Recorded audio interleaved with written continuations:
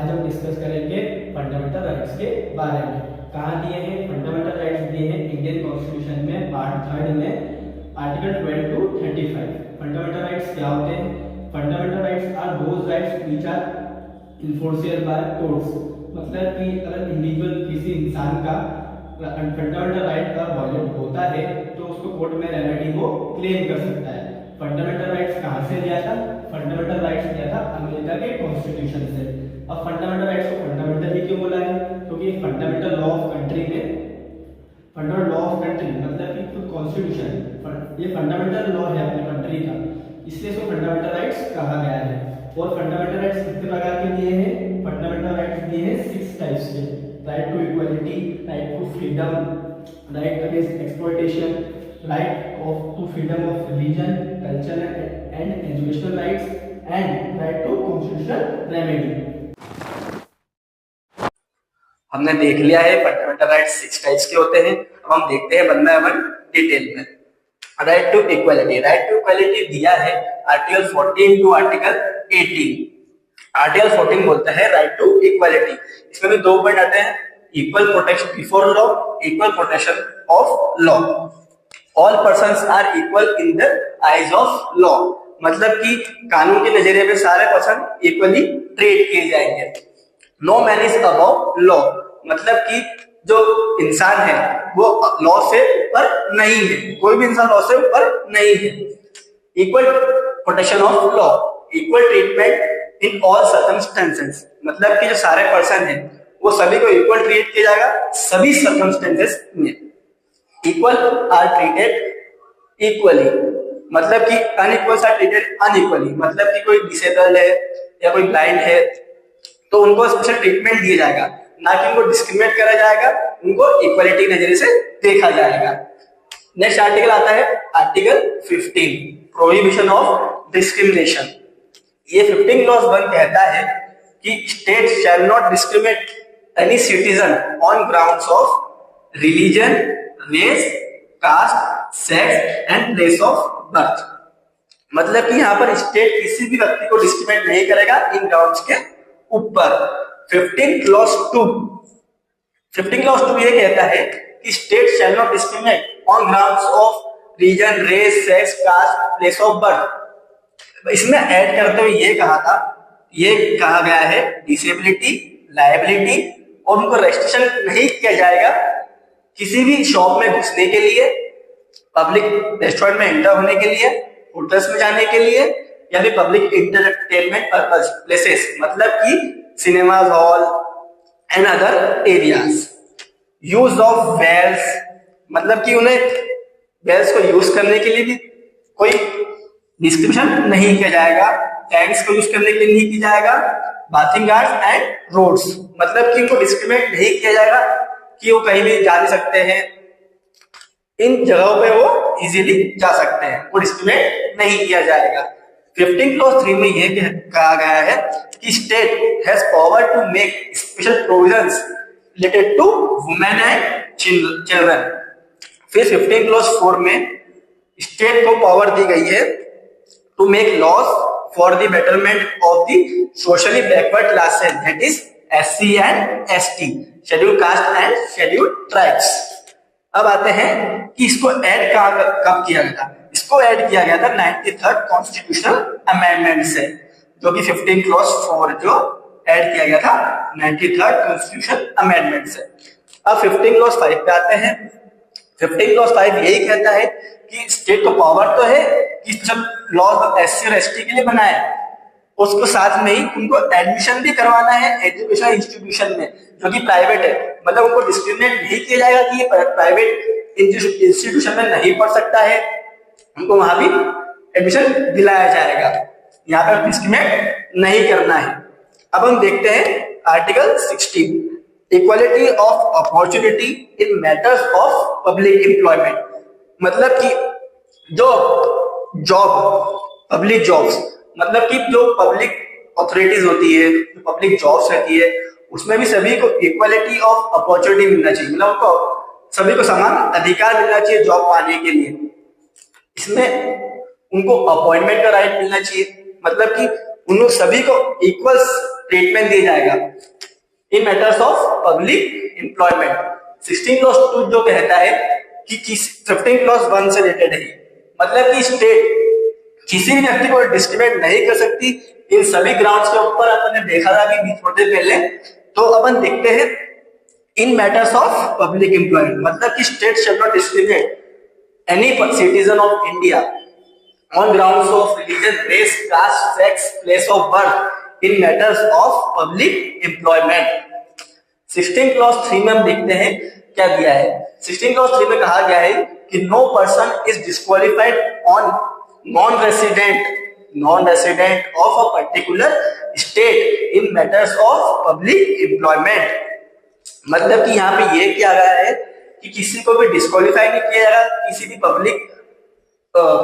Public employment में। मतलब कि अगर वो किसी दूसरे स्टेट से बिलोंग करता है पर्सन, तो उसको डिस्क्वालीफाई नहीं किया जाएगा कि वो दूसरे स्टेट से बिलोंग करता है तो उसको यहाँ पे इस स्टेट में जॉब अपॉर्चुनिटी या पब्लिक एम्प्लॉयमेंट नहीं मिलेगा, यहाँ पे नहीं करना है। बट इसमें some exceptions are there exist as a non immigrant illegal immigrant persons. 16 clause 4 में यह दिया गया है state has power for reservation of post. मतलब कि जो सोशली बैकवर्ड क्लासेस है, शेड्यूल कास्ट, शेड्यूल ट्राइब्स, इन्हें रिजर्वेशन दिया गया है सारे पब्लिक एम्प्लॉयमेंट्स में। इन सभी सोशली बैकवर्ड क्लासेस को रिजर्वेशन दिया गया है। Article 70 abolition of untouchability. Untouchability क्या होता है? अनटचेबिलिटी होता है जब भी कोई व्यक्ति सोशली बैकवर्ड क्लास में उसका बर्थ होता है तो उसे लोग नीची कास्ट का समझते हैं, उसको छूते नहीं है, उसको सोशली डिसेबल मानते हैं। तो इस पूरी टर्म को बोलते हैं उसको अनटचेबिलिटी। अनटचेबिलिटी कॉन्स्टिट्यूशन में कहीं पर भी दिया नहीं है।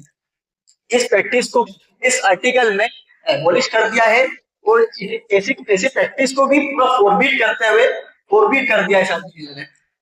और अगर कोई व्यक्ति ऑफेंस ऑफ अनटचेबिलिटी में कन्विक्ट पाया जाता है तो उसे यूनियन और स्टेट लेजिस्लेचर के इलेक्शन में डिस्क्वालीफाई कर दिया जाएगा इन ग्राउंड्स के ऊपर, क्योंकि वो अनटचेबिलिटी के ऑफेंस में कन्विक्ट पाया गया है।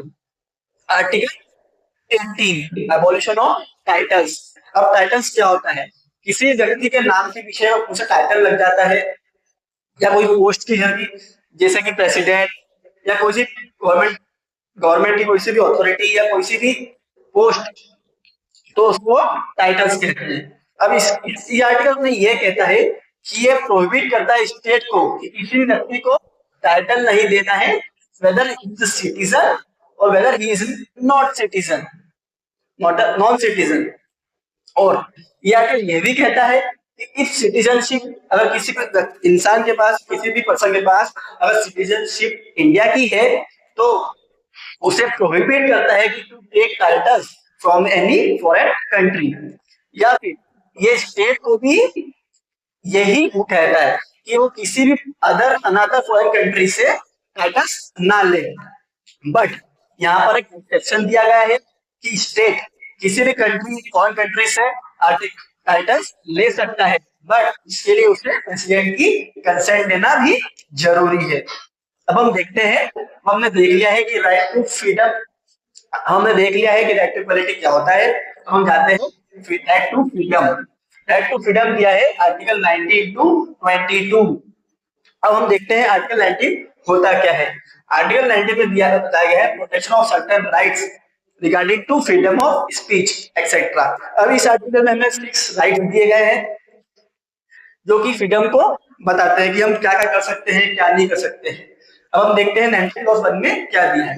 19 क्लॉज 1 में दिए हैं 6 राइट्स जो कि हमारे फ्रीडम को बताते हैं। Freedom of speech and expression, मतलब कि हमें कहने का अधिकार और हमें अपना आइडिया को एक्सप्रेस करने का अधिकार इस आर्टिकल में दिया गया है। असेंबल पीसफुली विदाउट आर्म्स, मतलब कि हम कहीं भी गेट टुगेदर कर सकते हैं, कहीं भी मीटिंग कर सकते हैं, और बट आर्म्स के बिना, मतलब कि हमें कोई सा भी हथियार, गन, बंदूक, चाकू, छुरी या कुछ भी चीज हमने वहां पे यूज नहीं करना है, नहीं लेके आना है। Assemble peacefully. अब थर्ड इसमें एक पॉइंट दिया है, form association, unions and cooperative societies. मतलब कि हम कोई सा भी ग्रुप्स ऑफ इंडिविजुअल करके ग्रुप बना सकते हैं, एसोसिएशन बना सकते हैं, यूनियन बना सकते हैं and form cooperative societies. Cooperative society act था 97 कॉन्स्टिट्यूशनल अमेंडमेंट में।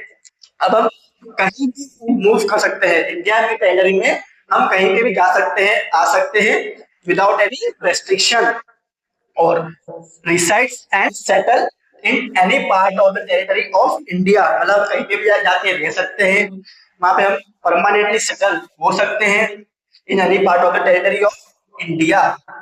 सिक्स पॉइंट ये कहता है कि practice any profession, business, trade and occupation. मतलब हम कोई सा भी व्यवसाय कर सकते हैं, कोई सा भी हम काम कर सकते हैं, कोई सा भी हम ट्रेड कर सकते हैं, और कोई से भी ऑक्यूपेशन में हम इंटर हो सकते हैं, बट वो लीगल होना चाहिए। अब 19+2 हमें कुछ रेस्ट्रिक्शंस प्रोवाइड करता है इन सर्टेन फ्रीडम्स, मतलब इन सर्टेन राइट्स को हमें वो करने में, एक्सरसाइज करने में, हमें ये कुछ रीजनेबल रेस्ट्रिक्शन बताता है। अब देखते हैं कि कौन कौन से ग्राउंड्स पर ये राइट्स को हमको फ्रीडम को एक्सरसाइज करने के लिए रोका जा सकता है। देखते हैं, sovereignty and integrity of the India. मतलब इंडिया की सोवेरेनिटी को इफेक्ट करता है, किसी इंडिया की इंटीग्रिटी को इफेक्ट करता है, तो इन राइट्स को एक्सरसाइज करने के लिए हमें रोका जा सकता है। सिक्योरिटी ऑफ स्टेट, मतलब एक स्टेट की जो सिक्योरिटी है उसको हार्म करता है, जैसे कि वेजिंग वॉर अगेंस्ट स्टेट। हमें कोई सा ऐसा काम नहीं करना है जिससे स्टेट की सिक्योरिटी हार्म हो जाए। Friendly relation with foreign state, मतलब कि स्टेट की जो स्टेट से जो अदर कंट्री से जो रिलेशन है, मतलब इंडिया के किसी भी फॉरेन कंट्री से जो रिलेशन है वो अफेक्ट होते हैं, तो हमें इन एक्सरसाइज का राइट को एक्सरसाइज करने के लिए रोका जा सकता है। पब्लिक ऑर्डर, मतलब हमारे पब्लिक ऑर्डर को बिगाड़ा नहीं, डिसेंसी और पब्लिक ऑर्डर को बिगाड़े नहीं, डिसेंसी एंड मोरालिटी, मतलब मोरल वैल्यू को अफेक्ट नहीं करना चाहिए किसी भी इंसान की। तो हमें कंटेम्प्ट ऑफ कोर्ट की तौहीन नहीं करना चाहिए। अब कंटेम्प्ट दो प्रकार के होते हैं, सिविल एंड क्रिमिनल, बाकी हम बाद में देखेंगे। कंटेम्प्ट नहीं होना चाहिए, डिफेमेशन, किसी भी इंसान की रेपुटेशन हार्म नहीं करना चाहिए। और लास्ट में देखते हैं इंसाइटमेंट टू एनी ऑफेंस, मतलब किसी भी इंसान को भड़काना या फिर किसी भी इंसान को ऑफेंस करने के लिए भड़काना, उसके लिए हम स्टेट हमें रोक सकती है। आर्टिकल 20 कहता है protection in respect of conviction in for offences. 20 clause 1 में लिखा है एक्स पोस्ट फैक्टो लेजिस्लेशन। क्या होता है इसका मतलब, देखते हैं। पर्सन, कोई भी पर्सन जब उसने ऑफेंस किया था उस टाइम पे अगर वो ऑफेंस किसी की लॉ में ऑफेंस था ही नहीं तो उसे पनिशमेंट नहीं मिलेगी। मतलब कि जब ऑफेंस उसने कमिट किया था, जब वो ऑफेंस कोई भी लॉ में दिया ही नहीं गया था, मतलब क्राइम उस समय था ही नहीं, तो उसे पनिश भी नहीं किया जाएगा। 20+2 डबल जॉपर्डी। डबल जॉपर्डी का मतलब होता है कि कोई भी अगर पर्सन किसी पर्सन को सेम ऑफेंस के लिए 2 बार पनिशमेंट नहीं मिलेगी। 20+3 सेल्फ इंक्रिमिनेशन, मतलब कि कोई पर्सन अगर उसको किसी भी ऑफेंस के लिए एक्यूज करते हैं तो उसको ऑफेंस के लिए एक्यूज तो कर सकते हैं, बट वो खुद के अगेंस्ट में विटनेस हुआ तो उसे नहीं कोर्ट में नहीं माना जाएगा। मतलब कि कोई भी पर्सन अगर एक्यूज उसको ऑफेंस के लिए करेंगे तो उसके खिलाफ खुद अपने खिलाफ गवाही कोर्ट में नहीं दे सकता है, उसको विटनेस खुद के खिलाफ नहीं, वो कुछ भी बोल सकता है, तो उसे कोर्ट में नहीं माना जाएगा।